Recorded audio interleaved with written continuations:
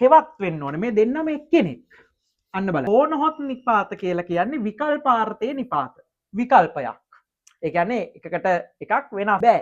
නොහොත් දානවා නම් මතක තියාගන්න දෙපැත්තේ ඉන්නේ දෙන්නේ. මේ ඕගොල්ලෝ වැඩිපුරම වරද්දන වාක්‍යයක් කතා කරන්න තමයි මේ හදන්නේ.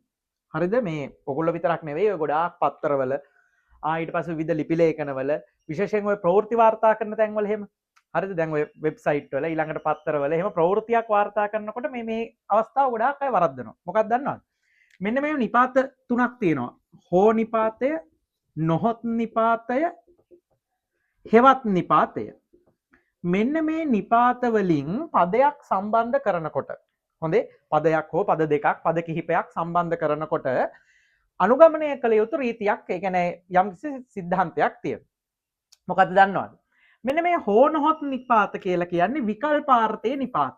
විකල්පයක්. ඒ කියන්නේ එකකට එකක් වෙනස් විකල්ප. දැන් අපි ගත්තොත් මේ බලන්න බත් හෝ පාන්. අපි බත් හෝ පාන් කනවා. ඒතර දෙකෙන් එකයිනේ කන්නේ. බතුයි පානුයි දෙකම කන්න බෑනේ බත් හෝ පාන් කනවා කිව්වම. තේරුණාද? ඒ වගේම තමයි බත් නොහොත් පාන්. බත් නොහොත් පාන්. අන්න බලන්න.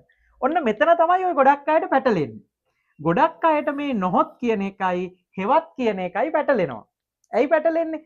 දැන් අර හෙවත් කියලා කිව්වම හොඳට මතක තියාගන්න හෙවත් නිපාතයෙන් නම් නිපාතයට දෙපැත්තෙන් ඉන්න දෙන්නම එකිනෙකට සමානයි.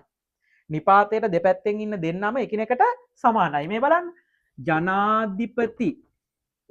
ජනාධිපතිවරයා හෙවත් අනුර කුමාර දිසානායක මහත්මයා. හරි ජනාධිපතිවරයා හෙවත්. එතකොට වර්තමාන ජනාධිපතිවරයා කවුද? අනුර කුමාර දිසානායක. දෙන්නම එක්කෙනෙක්. දෙන්නම එක්කෙනෙක්. ඕක පැටලෙනවා ගොඩක් අයට. මේ නොහොත් එක නිකන් අර ඔළුවට එනවා. දාන්න පුළුවන් මේ මැදට. බෑ. නොහොත් දානවා නම් මතක තියාගන්න දෙපැත්තේ ඉන්නේ දෙන්නේ. මෙතෙන්ට අපි හිතමුකෝ නොහොත් දානවයි කියලා. ජනාධිපතිවරයා නොහොත්. ජනාධිපතිවරයා නොහොත් කවුද? වැත්තෑවේ හිමි. දැන් ජනාධිපති කියන්නේ කවුද? වැත්තෑවේ හිමි කියන්නේ කවුද? දෙන්නෙක් වැත්තෑවේ හිමිදී කෝට්ටේයුගේ ආමුදුරු කෙනෙක්. ජනාධිපති ඉන්නේ දැන් වර්තමානයේ. එතන මේ දෙන්න දෙන්නේ. නොහොත් නිපාතයෙන් දාන්න පුළුවන්. ප්‍රශ්නයක් නැහැ. දැන් මං කිව්වා නේද ඔය පත්තරවල ඊට පස්සේ ඔය ප්‍රවෘත්ති විවිධ ඔය නිවුස් පේජ් කරන අය සෝෂල් මීඩියා වල එහෙම මේක පටලවා ගන්නවා කියලා මේ නිපාතෙන් පද සම්බන්ධ කිරීම. කොයි වගේද? දැන් ඔය පහුගිය දවස්වල මේ වාර්තා වුණේ ප්‍රවෘත්තියක් නේද? අර අටමස්ථානයේ නායක හඳුරන්ට චෝදනාවක් ඇවිල්ලා. ඒතර ඒ වගේ වෙලාවක ගොඩක් අය මේක මම දැක්කලා ලියලා තියෙනවා. මොකක්ද දන්නවද? අටමස්ථානාධිපති හිමි නොහොත් ඒ හඳුරන්ගේ නම පල්ලේගම හේමරතන හිමි. දැන් මෙහෙම තියලා තිබ්බා. දැන් යාම්දුර අර මොකද්ද බන්ධනාගාරයට අරන් යන වෙලාවේ ඔය විවිධ වාර්තා කරනකොට මෙහෙම. දැන් මේක ව්‍යාකරණානුකූලව වැරදි. ඇයි? දැන් හිටපු හොඳේ දැන් නෙවෙයි. කියන්නේ හිටපු දැන් උන්වහන්සේ අයින් වුණානේ අයින් කළානේ තමතුරේ. හිටපු අටමස්ථානාධිපති නොහොත් පල්ලේගම කියලා කියන්න බෑ. ඇයි බැරි? හෙවත් වෙන්න ඕනේ. මේ දෙන්නම එක්කෙනෙක්. අන්න බලන්න. මේ දෙන්නම එක්කෙනෙක්. මේ දෙන්න දෙන්නෙක් නෙමෙයි. තේරුණාද? මේ දෙන්න එක්කෙනෙක් නිසා මෙතෙන්ට දාන්න ඕන හෙවත් නිපාතය. නොහොත් නිපාතය දාන්න බැහැ. නොහොත් නිපාතය දාන්න බෑ.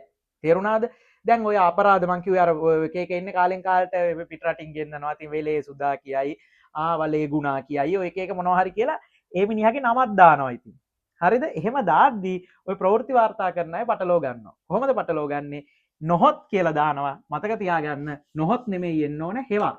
මොකද මේ වාර්තා කිරීමේදී මේ දෙන්නම එක්කෙනෙක් නිසා.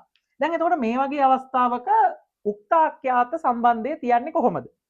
උක්තාක්‍යාත සම්බන්ධය තියන්නේ කොහොමද? ඒකත් ප්‍රශ්නයක්. ඒකත් වැදගත්. මේ බලන්න.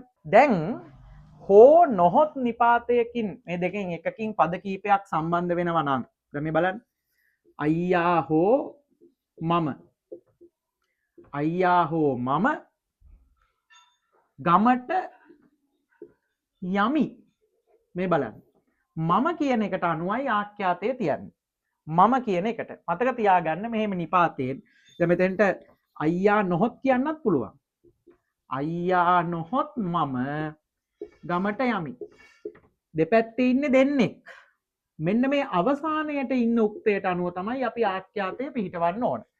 අවසානයේ ඉන්න එක්කෙනාට අනුව. මෙතන තුනක් විතර දාන්නත් පුළුවන්. දැන් අපි බලමු උදාහරණයක් විදියට. ඔහු හෝ මම හෝ ඇය හෝ ඔහු හෝ මම හෝ ඇය හෝ ගමට අපි අතීත කාලෙන් ගියාය. ඔහු හෝ මම හෝ ඇය හෝ ගමට ගියාය. එතන කාගෙන් හරි එක්කෙනෙක්. එක්කෝ ඔහු එක්කෝ මම ඇය. මේ අවසානයට ඉන්න එක්කෙනා තමයි වැඩේ කරලා තියෙන්නේ. තේරුණාද? මෙයාට අනුව තමයි ආඛ්‍යාතය තියන්නේ. එතන මෙතෙන්ට නොහොත් නිපාතය දාන්නත් පුළුවන්.